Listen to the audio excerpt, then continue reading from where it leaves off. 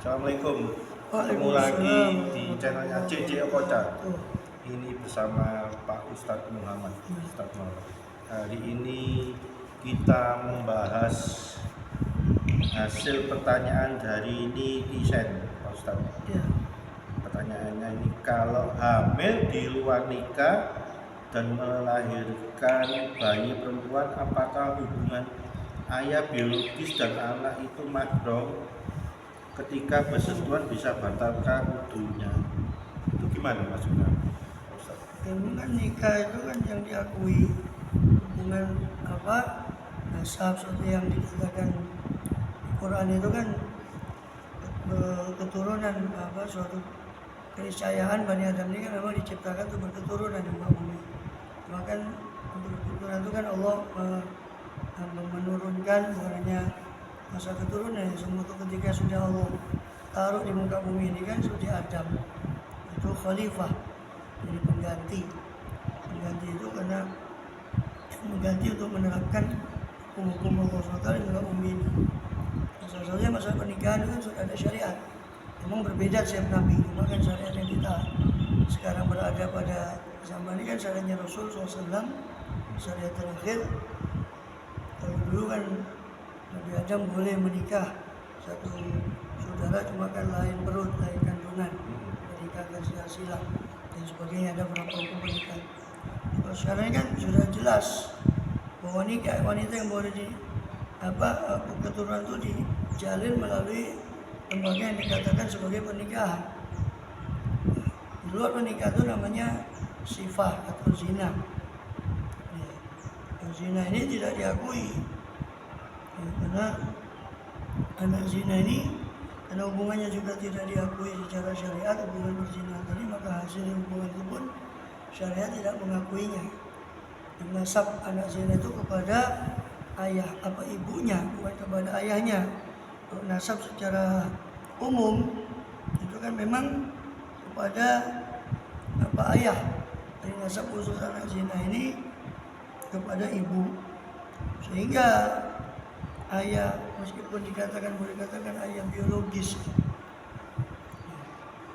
kalau boleh disahkan begitu, itu kan bukan ayahnya sebetulnya, walaupun secara biologis karena ia dari hasil nutfah dia, ya kalau dites secara DNA pun dia nyambung. Makanya kan di situ kemudian kan tes DNA tidak menjamin kan gitu. Nanti pembahasan yang lain itu kan. Nah, kenapa? Karena DNA kan tidak membedakan ini hasil nikah atau tidak. Ya. Dia cuma bisa membuktikan bahwa ini betul-betul hasil biologis. Darahnya kan. Ya, itu. Dari situ kemudian tidak bisa dibuktikan secara DNA kan gitu. Nah, maka jelas bahwa karena tidak diakui, ya, dan juga bahwa anak zina itu nasabnya kepada ibunya. Kepada ibunya, bukan bapaknya. Bukan kepada bapaknya.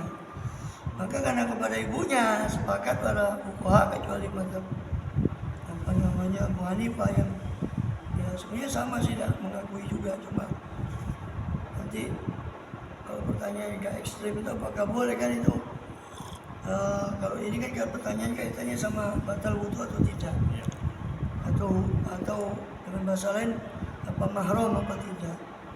Nah, maka dikatakan bahwa anak zina karena ke ibunya, maka kepada bapaknya yang nggak ada hubungan secara nasab, ya, secara syar'i atau nasab itu nggak ada hubungan, sehingga sampai saking untuk menunjukkan keekstriman ketiadaan hubungan itu, sampai para fuqaha itu, para ahli fikih mengatakan bahwa bapak biologisnya itu atau bapak biologisnya itu boleh menikahi anaknya.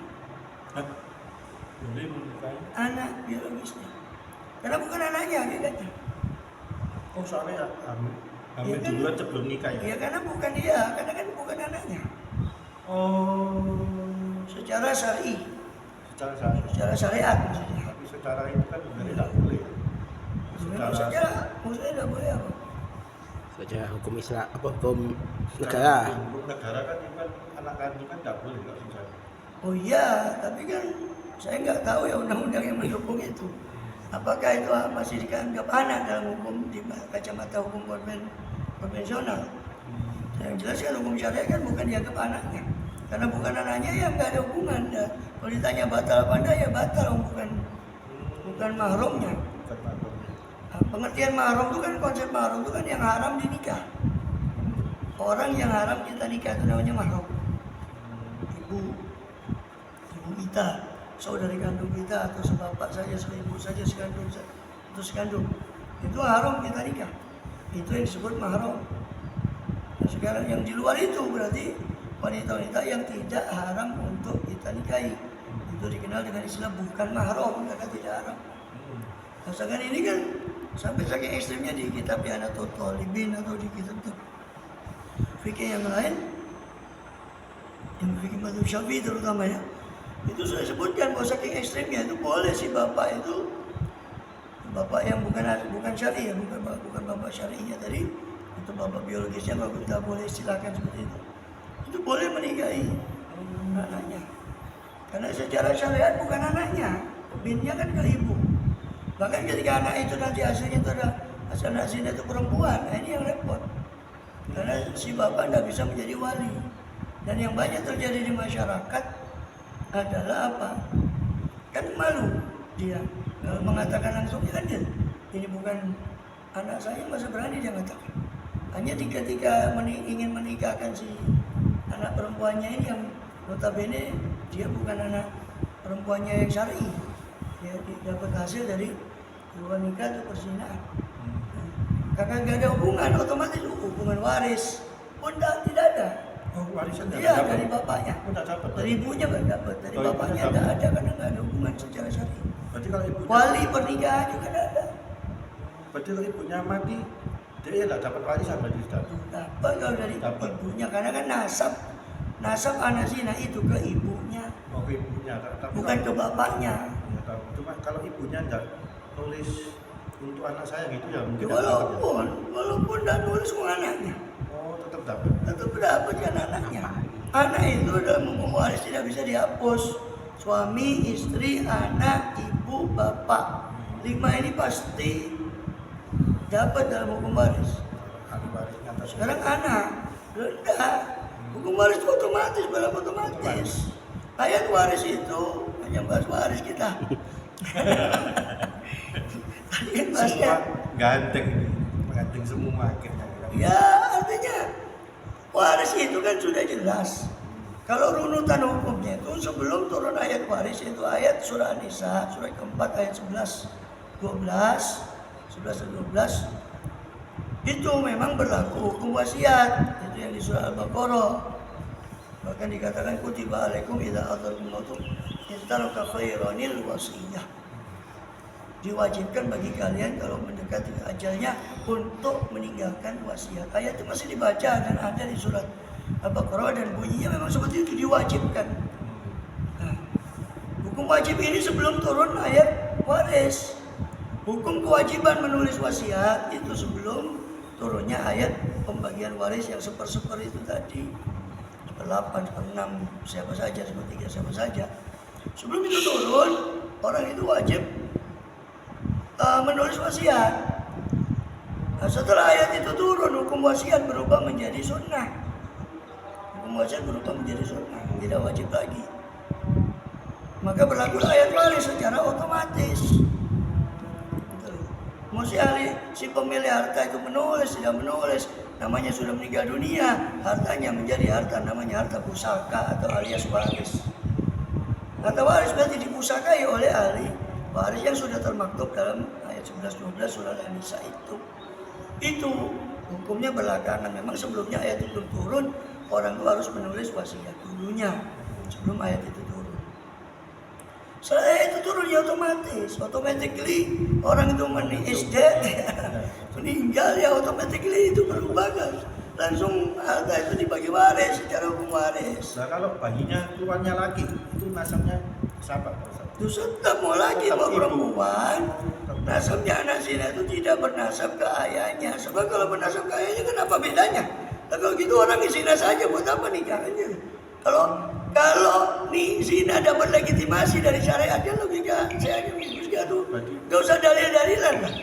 Sekarang sejak legitimasi ya kan Ketika berzina dilegitimasi secara hukum syariat, jadi dia dapat pengakuan nasab juga, dia dapat pengakuan. Terus apa maknanya nikah? Gak usah nikah saja, jajan saja, ya zina, hubungan sana, hubungan sini. Nah, jadi Ya kacau. Jadi Pak Cipto, Cipironto.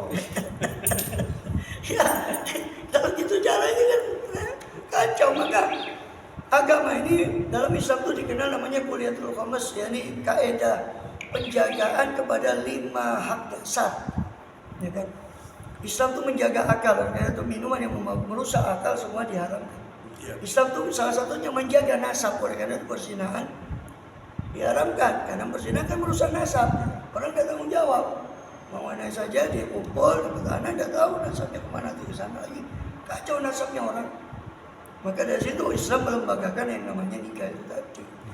Yang ini yang cuma nikah ini yang dapat pengakuan dari syariat. Kita nggak bahas hukum kompilasi Islam ya, itu urusannya Pak KUA, silakan tanya nanti ke sana. Ya, kan gitu. Nah, kalau zina jelas tidak mendapat pengakuan sama sekali, baik waris, baik perwalian, baik hubungan nasab, nggak dapat pengakuan sama sekali zina. Kalau diakui kan kacau nanti. Apa mananya nikah kalau diakui perzinahan? Tapi zaman sekarang ini tes drive ya Pak Ustadz. Tes drive dulu, baru MDKK. Artinya mentek disik kawin kari. Ya itu. Sekarang kan maunya. Dan itu sering kita ulang-ulang ketika membahas masalah yang sama dengan itu. Bagi pengajian atau apa. Itu yang merugi itu kan sekarang si perempuannya. Yang perempuannya. Tapi juga ikut rugi juga si orang tua dari perempuannya. Ya. Orang tua lagi sih. Nah, kan yang ambil perempuan. Nah, tiba-tiba dia ada belum suami tiba-tiba ambil.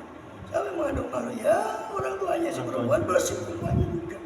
Tapi balik begitu, ya tetap saja anehnya kan, anehnya si perempuan menjalin hubungan yang tidak jelas, hubungan tanpa status, ya terus dibawa kemana-mana. Walaupun itu kita pernah bahas di kesempatan lain, walaupun pertunangan itu belum halal. Oh belum halal. Belum.